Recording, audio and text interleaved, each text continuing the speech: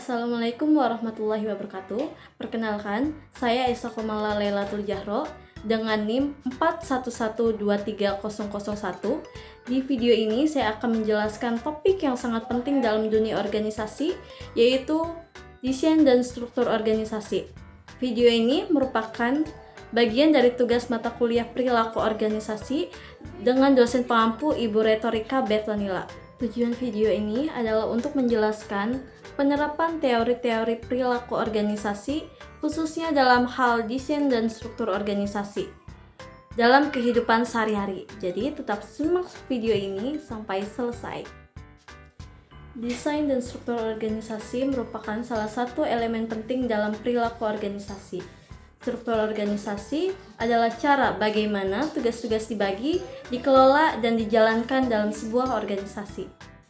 Bagaimana sebuah organisasi dirancang mempengaruhi pola komunikasi, hubungan antar individu, serta efisiensi kerja di dalamnya. Nah, di video ini kita akan melihat bagaimana desain dan struktur organisasi terkait dengan teori perilaku organisasi. Untuk memahami lebih dalam tentang desain dan struktur organisasi, saya akan menjelaskan dua teori utama yang relevan dalam hal ini. Yang pertama, teori kontingensi yang dikembangkan oleh Fred Fledler berpendapat bahwa tidak ada satu cara yang pasti untuk mendesain organisasi. Sebaliknya, desain dan struktur organisasi harus disesuaikan dengan situasi dan kondisi tertentu. Ini berarti bahwa desain organisasi yang efektif bergantung pada faktor-faktor seperti ukuran organisasi, teknologi yang digunakan, serta lingkungan eksternal dan internal yang dihadapi. Misalnya, organisasi yang bergerak di bidang teknologi membutuhkan struktur yang lebih fleksibel dan adaptif agar bisa merespon perubahan dengan cepat. Yang kedua, teori birokrasi yang dikemukakan oleh Max Weber. Teori ini menyarankan bahwa organisasi besar memerlukan struktur yang lebih formal dengan pembagian tugas yang jelas, aturan yang terperinci, dan hierarki yang tegas. Tujuannya adalah untuk menciptakan efisiensi dan menghindari kebingungan dalam pembagian wewenang dan tanggung jawab.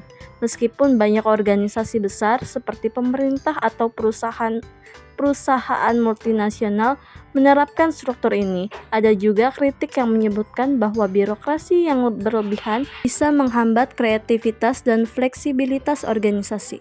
Selanjutnya, kita akan melihat contoh penerapan teori-teori tersebut dalam kehidupan sehari-hari. Misalnya, dalam sebuah kedai kopi kecil, biasanya struktur organisasi ini tidak terlalu birokratis. Pemilik bertindak sebagai manajer utama dan memiliki hubungan langsung dengan semua karyawan. Setiap karyawan memiliki tugas spesifik, seperti barista, kasir, dan pelayan. Ini menciptakan struktur yang sederhana dan efisien untuk pengambilan keputusan cepat. Hal ini mencerminkan penerapan teori kontingensi di mana struktur organisasi dibuat fleksibel agar bisa cepat beradaptasi dengan perubahan yang terjadi di industri. Sebaliknya, di sekolah, struktur organisasinya lebih hierarkis.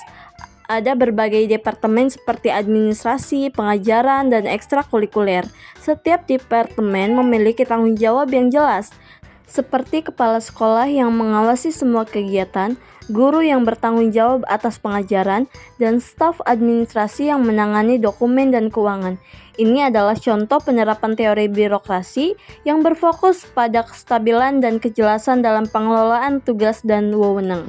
Jadi, kesimpulannya, bisa kita lihat bahwa desain dan struktur organisasi memainkan peran yang sangat penting dalam perilaku organisasi. Pemilihan struktur yang tepat, apakah itu fleksibel atau birokratis, sangat bergantung pada jenis organisasi dan situasi yang dihadapi.